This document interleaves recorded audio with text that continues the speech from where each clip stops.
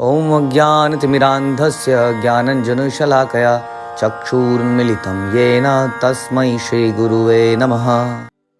हरे कृष्णा। भगवद गीता अध्याय 7वां knowledge of the absolute, श्लोक संख्या 27।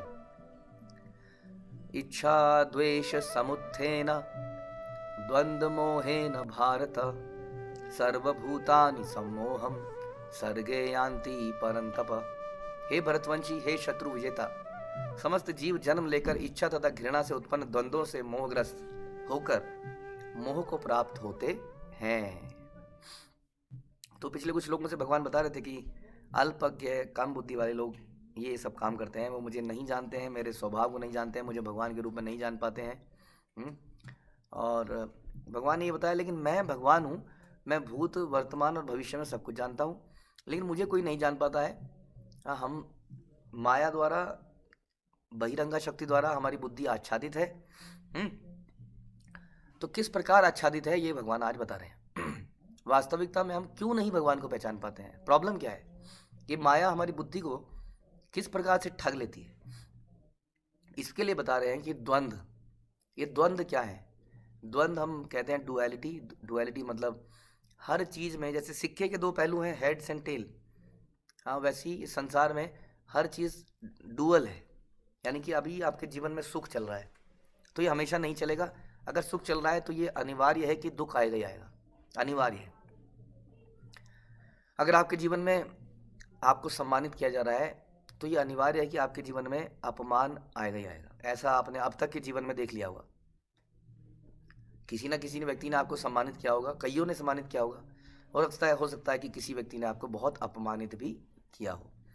तो अक्सर देखा गया है कि व्यक्ति इससे उत्पन्न इच्छा और घृणा में फंस जाता है।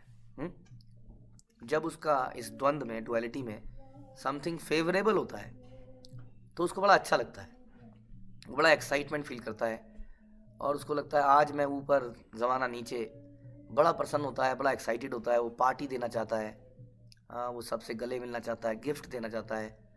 लेकिन अगले ही पल जब उसका उल्टा आता है, उसको वो बिल्कुल नहीं झेल पाता और बिल्कुल डिप्रेशन में चला जाता है, बड़ा दुखी होता है, गुस्से में आ जाता है, क्रोधित होता है, गलत अपशब्द किसी को बोल देता है, बहुत चीज़ें हो जाती हैं।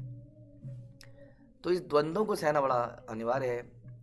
गीता के शुरू में ही भगवान बोलते हैं कि मात्र स्पर्शेन कौन्तेय शीतोष्णा सुख दुखदा अगम अपाइनो नित्यस्ताम तितिक्षस्व भारत। कि तुम्हें इन द्वंद्वों को सहन करना पड़ेगा, इन द सेंस ऑफ सर्दी गर्मी सुख दुख। तो ये द्वंद्व हमारे जीवन में आते हैं, अक्सर हम सभी के जीवन में आते हैं। जैसे मैंने बताया, हर चीज़ के दो पहलू हैं, आप देखेंगे। समस्या क्या है? इससे इच्छा और घृणा पैदा होती है।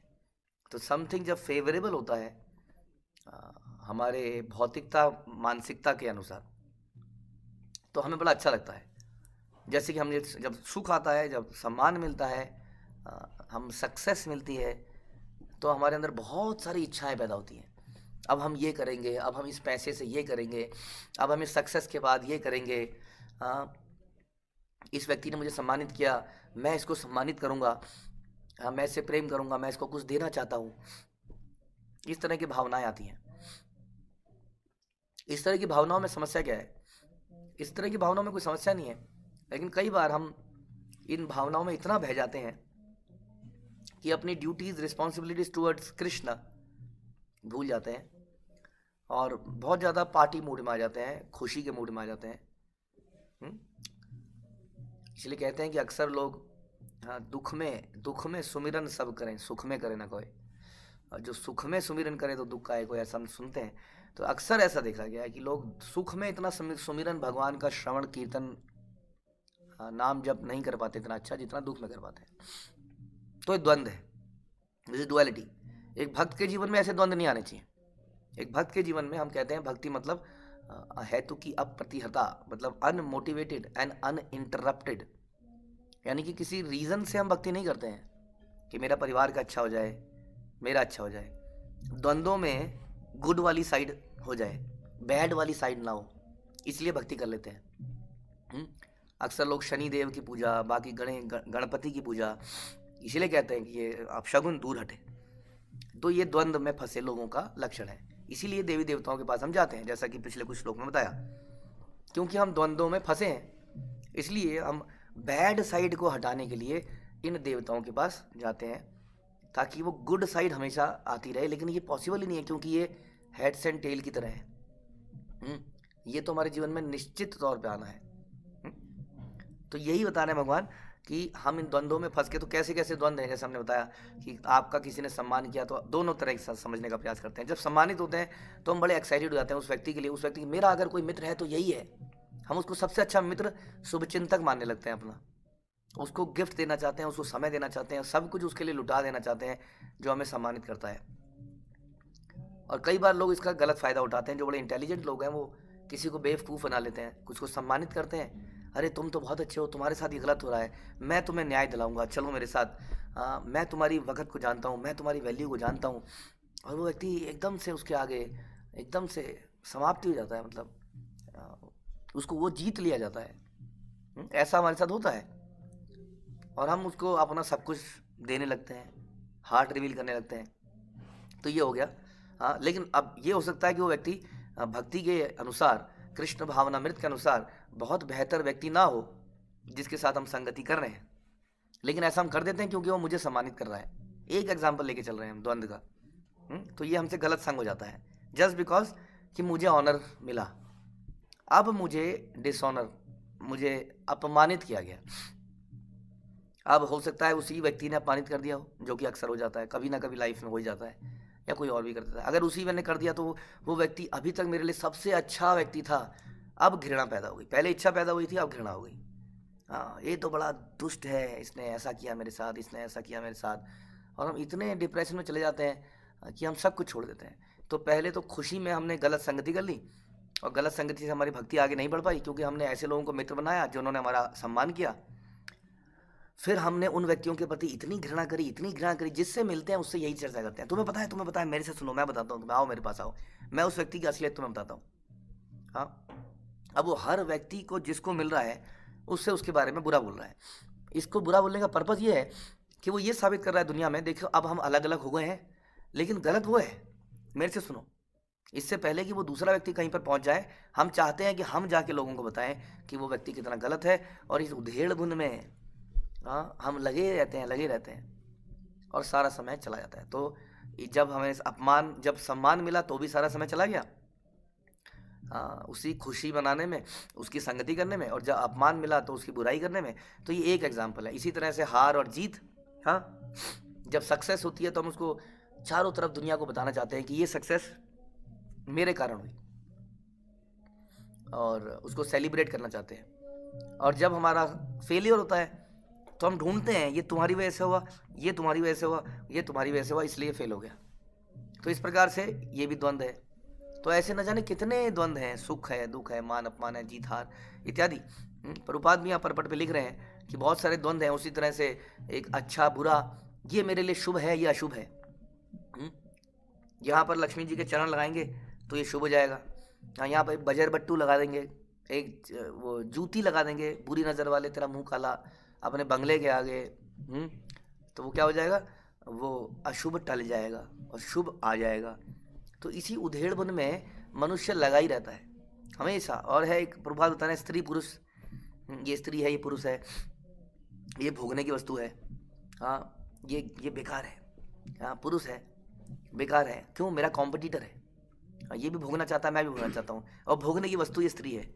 और वैसी स्त्री सोचती है। तो उस प्रकार इच्छा, द्वेष, और फिर एक स्त्री कोई धोखा देती है ज़बरदस्त तरीके से। वो स्त्री किसका किसी और के साथ ही है, आपका उसके साथ है, उसका किसी और के साथ है, उसका किसी और के साथ है।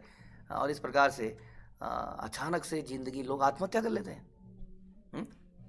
दिस इज़ ऑल इल्यूजन, ये सारा मोह है। वास्तव में यही बता रहे हैं इसमें कि इस मोह से सारा संसार फंसा रहता है, इस द्वंद्व में ही, और असली काम नहीं कर पाता है। ये यहाँ पे बता रहे हैं, माया के वशीभूत हो जाता है, किंतु शुद्ध भक्त इससे प्रभावित नहीं होता। वो पहले से सोच के चलता है, हाँ ये अपमान कर रहा है ना, ओके ध्यान रखो, अब ये मान कर रहा है, अपमान भी होगा। वो पहले से अपने आप मन को प्रिपेयर करके रखता है। जैसे हम कहीं पर भगवान के मंदिर बनाने के लिए लक्ष्मी मांगने जाते हैं, तो कई लोग कहते हैं, अरे प्रभु जी आइए, आप मेरे घर में भगवान आ गए, आइए बैठिए। और कई लोग बहुत बुरी तरह से ऐसे बोलते हैं जैसे भिखारी आ गए हो ना, चल आ जाते हैं यहाँ पे, हरे कृष्ण हरे कृष्ण, शांति भंग कर रखी है सवेरे सवेरे, ये वो बहुत गाली गलौज कर लेते हैं कई लोग।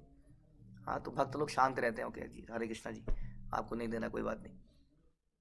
तो भक्त लोग प्रिपेयर होना चाहिए, ऐसा भक्त होना चाहिए कि इन द्वंद्वों से प्रभावित नहीं होना चाहिए कि ये मेरा मित्र है, ये मेरा शत्रु है, ये भी द्वंद्व है, इसके साथ तो सेवा कर लूंगी लेकिन इनके साथ सेवा नहीं करूंगी। तो क्या आप जब राधा रानी के पास जाएंगे तो आप ऐसा बोल पाएंगे कि ये जो है ना राधा रानी, ये इनके साथ नहीं कर सकती, ये मंजरी, इस मंजरी के साथ सेवा नहीं कर पाऊंगी, इस मंजरी के साथ कोई भी सेवा लगा लो? वास्तव में ऐसा व्यक्ति भगवान के धाम में जा ही नहीं सकता है।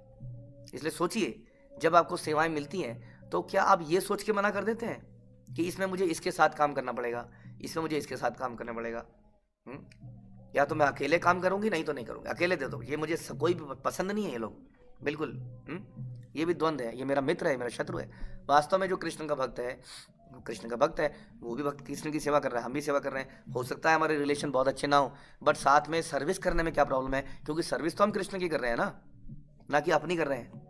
अपनी ईगो को सेटिस्फाई थोड़ी करना है, कृष्ण को प्रसन्न करना है, तुष्ट करना है। इसलिए आइए मिलके का सेवा करें, इवन इफ हमारे अच्छे टर्म्स नहीं है तो भी क्या दिक्कत है, कृष्ण के लिए। इसी से पता चलता है कि हमारी ज़िंदगी में कृष्ण ही सब कुछ है, और कृष्ण के अनुयायी, गुरु हमारे लिए सब कुछ है। डज नॉट मैटर कि आपस में आपके विचार मिलते हैं कि नहीं, does not matter. What matters is आपके उद्देश्य सेम है कि नहीं। उद्देश्य का सेम होना ज़रूरी है। जब उद्देश्य सेम हो जाता है तो नीचे के मतभेद जरूरी कोई बहुत ज़्यादा मायने नहीं रखते हैं। तो इस प्रकार से इस द्वंद्वों से हमें बचना है, यानी कि भक्ति को कंसिस्टेंट बनाना है। हाँ, जब जीवन में सुख आए तो भक्त को ध्यान रखता है भक्त कि आप जीवन में दुख भी आएगा लेकिन विचलित नहीं होना है। सुख में भी मैं अपनी भक्ति नहीं छोड़ूंगी, दुख में भी नहीं छोड़ूंगा, मान में भी नहीं छोड़ेंगे। अपमान होने पे तो आदमी ऐसे फुफकारने लगता है जैसे सांप फुफकारता है, अक्सर देखा गया। हाँ, बिल्कुल उसका आपा बिल्कुल पार बिल्कुल बाहर हो जाता है, एकदम आउट ऑफ कंट्रोल, और ऐसे में बहुत गलत काम कर देता है। लेकिन भक्त को दोनों परिस्थितियों में एक जैसा रहने का प्रयास करना चाहिए ताकि उसकी सेवाओं में व्यवधान ना पड़े। क्योंकि अधिक एक्साइटमेंट में भी सेवा गलत हो जाती है, और मोरोसनेस में तो सेवा गलत होती है। दोनों में ही समस्या है। इसलिए भक्त सोचे कि ये केवल कर्मों का कर्म फल है, जो अभी सक्सेस मिल रही है, अभी फेलियर मिल रही है, इसको छोड़ के क्यों ना मैं कृष्ण की सेवा में, उनकी साधना में लगा रहूं। ये बुद्धिमान व्यक्ति कहलाता है। तो यही भगवान यहाँ पे कहना चाहते हैं हम सब के लिए कि कैसे इन द्वंद्वों से हम ऊपर उठ पाएँ और भगवान की सेवा में अनइंटरप्टेडली, बिना रुकावट के हमेशा लगे रहे। हरे कृष्णा। श्रील प्रभुपाद की जय, भगवद गीता की जय।